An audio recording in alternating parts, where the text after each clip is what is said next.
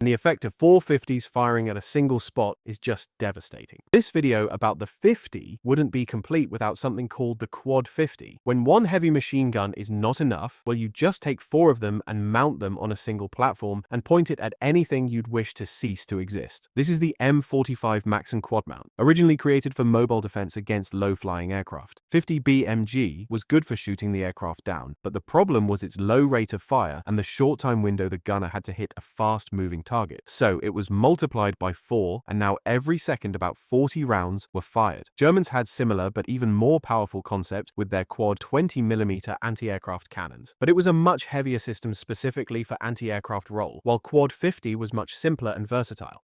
Electrically operated turret could quickly traverse it all around and up to 90 degrees upward to quickly get a target in sight. It could be positioned on the ground on its own or mounted on vehicles, and it wasn't long before someone turned the Quad 50 on ground targets, especially later in the war when the Allies gained the upper hand in air control so they didn't have to worry much about the Luftwaffe. They were used for infantry support as well, and the effect of 450s firing at a single spot is just devastating. This Quad 50 lived even after the war and saw combat in the Korean and Vietnam Wars as well. It was even creatively mounted on trucks to protect convoys from ambushes. As for the 50 caliber gunners from the Second World War to this day, they have serious firepower in their hands, but that came with the cost that the enemy would do anything to get rid of them as soon as possible. So they'd pretty quickly attract the attention of their opponents with their distinctive firing sound, smoke, and muzzle flashes. I don't know why, but for too long, earlier 50 caliber gunners on vehicles and tanks didn't have shields to protect them from enemy small arms fire. They were standardized far later in the Vietnam War, and even Humvees in more modern wars didn't have shields until horrible losses from snipers or urban combat happened, when they began making turrets and later introduced remote weapon stations like CROWS that solved this problem. Now, instead of sticking your head and upper body out to fire the machine gun, the gunner fires with joystick and camera from the safety of his vehicle and uses advanced tech like a laser rangefinder, night vision, thermal views, and so on. They are even made to work not just with 50s, but also other machine guns or automatic grenade launchers. As for the M2 Browning, it's fascinating how far it got from a weapon that wasn't looking so promising at first. So far, in fact, that it is still very much used to this day, with only minor changes and improvements to it, and the same core design from over a century ago.